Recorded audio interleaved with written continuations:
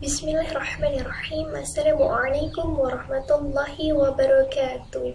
Nama saya Putri Indah Hasani dengan NPM 19111000373, mahasiswi program studi pendidikan guru Madrasah Ibtidaiyah kelas I semester 3.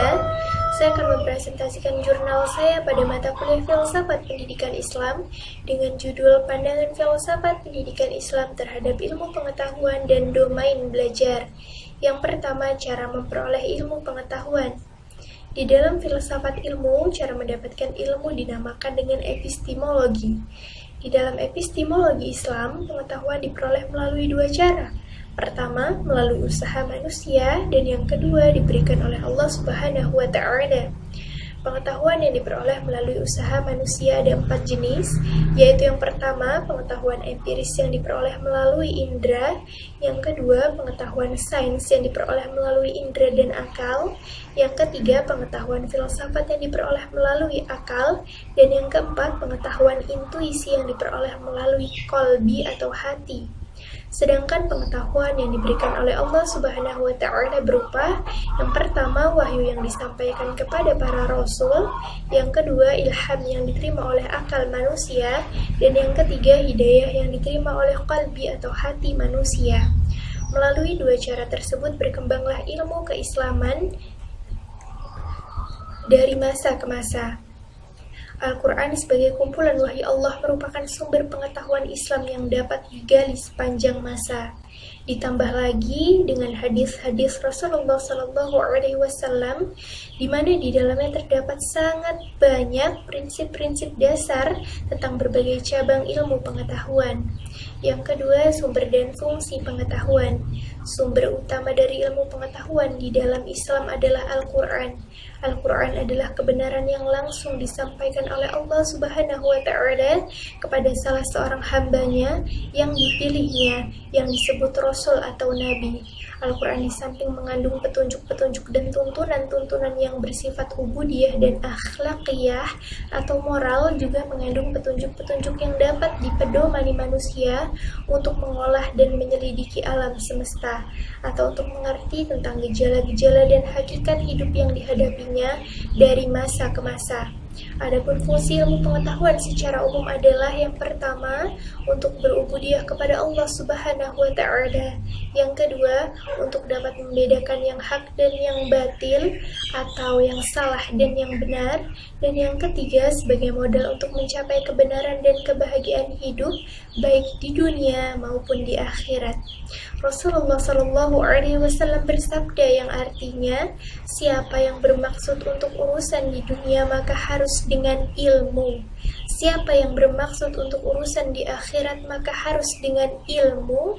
Dan siapa yang bermaksud untuk keduanya maka harus dengan ilmu. Hadis riwayat Muslim.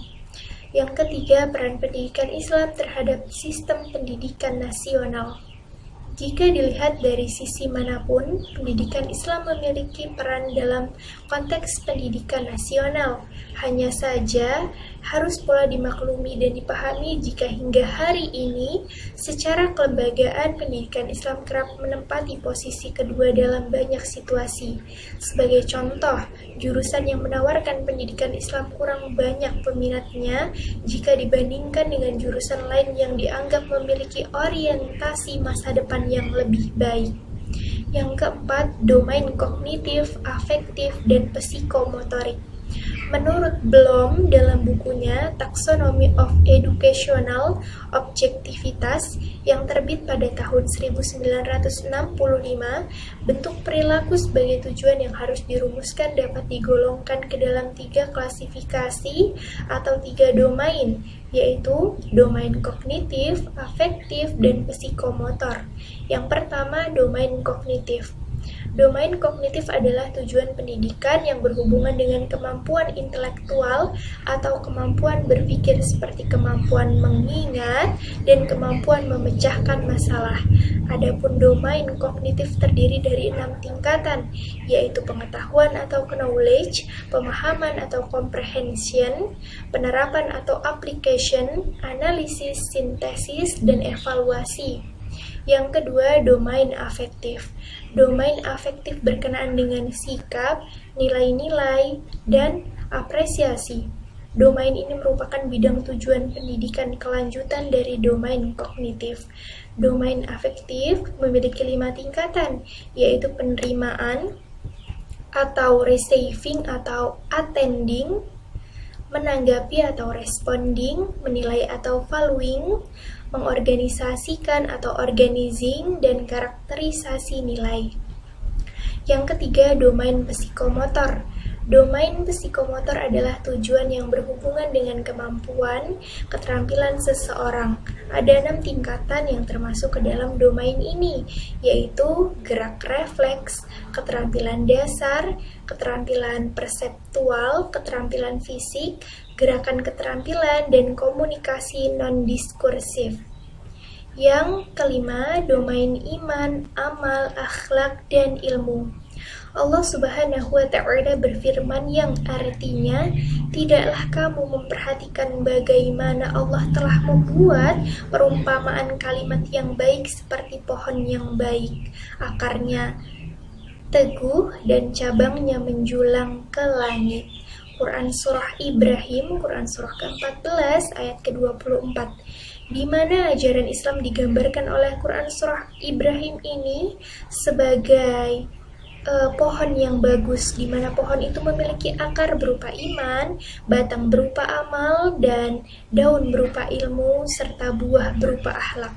Demikianlah gambaran dari integrasi atau perpaduan 4 elemen utama dalam ajaran Islam, di mana tanpa akar atau iman, pohon akan mati, tanpa batang atau amal, pohon akan tersembunyi, tanpa daun atau ilmu, pohon akan cepat ringkih, dan tanpa buah atau akhlak, pohon akan minim arti. Perwujudan iman itu bervariasi. Menurut Rasulullah SAW lebih dari 70 aksi, akan tetapi aktualisasi iman yang paling penting adalah menjalankan rukun Islam. Perwujudan ilmu bagi seorang muslim adalah kemanfaatan ilmu bagi diri sendiri dan orang lain. Perwujudan akhlak seorang muslim adalah menjadi pribadi yang memiliki jiwa religius tinggi, namun penuh toleransi terhadap setiap insan di dunia ini. Meskipun terdapat perbedaan di sana sini, salah satu wujudnya adalah rela menerima kebenaran dari pihak lain selama selaras dengan nilai-nilai Islami. Terima kasih. Wassalamualaikum warahmatullahi wabarakatuh.